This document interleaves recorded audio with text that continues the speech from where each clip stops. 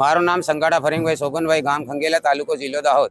સંગાડા પરિવારમાં આ દેવસ્થાન ગળબાબાનો મેળો છે. આશરે આજથી 120 વર્ષ અગાઉનો અમારા પરંપરા પૂર્વજોનો કરેલો ત્યારથી આજ દિન સુધી ચાલે છે. અહીંયા જે ગામના આગેવાનો, સરપંચ હોય, તલાટી, સરપંચ હોય, તાલુકા સભ્ય, જિલ્લા સભ્ય, ગામ આગેવાન, ગ્રામના જે મેન માણસો જે આવી અને આ મેળાનો ઉત્સવ ઉજવે છે. આ મેળો જે MP, મધ્યપ્રદેશ, રાજસ્થાન, ગુજરાત આ 3 બોર્ડરની સરહદ ઉપર આવેલો છે. અહીંયા ગુજરાતની અંદર ફક્ત ને ફક્ત આ ગળબાબાનો મેળો એક જ છે. અહીંયા જે મેળાની અંદર માન લો કે સંસ્કૃતિ અમારે પરંપરા રીતે જે ઉજવીએ છીએ એમાં કોઈ પણના ઘરમાં નાની મોટી માંદગી હોય, બીમારી હોય, એ અમે અગાઉ માનતા લેતા હોય.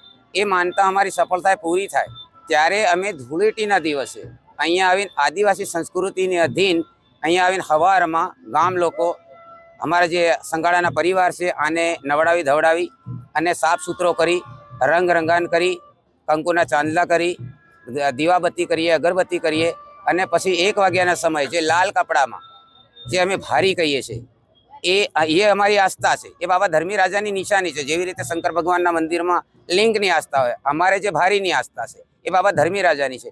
એને ઉપર બાંધવામાં આવે છે. એ બાંધે ત્યારે જે પણ વ્યક્તિએ બાધા લીધી હશે, ગામનો હશે, બીજા બી ગામનો હશે, ઘણા બધા ગામોના, દાહોદ તાલુકાના આવે છે, ગરબાડા તાલુકાના આવે છે, ઝાબા તાલુકાના, જિલ્લાના બી આવી જાય છે. અહીંયા રાજસ્થાનમાંના બી માણસો આવે છે, ઝાલોદ બાજુના બી આવે છે. જે લોકોએ જે ગામમાં રહીને એનું નામ લીધું હોય, પુકાર થઈ, બાધા સફળ થઈ, ત્યારે ધૂળેટીના દિવસે અહીંયા આવી અને ચડવામાં આવે છે.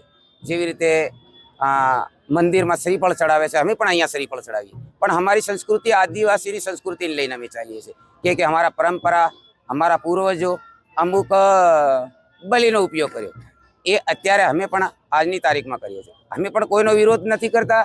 તો અમારી બી એક દિલની ભાવના છે કે આદિવાસીની જે સંસ્કૃતિની ભાવનાને ઠેસ પહોંચાડવાનું કોઈ પણ વ્યક્તિ બીજી કાવિતરું ના રચે.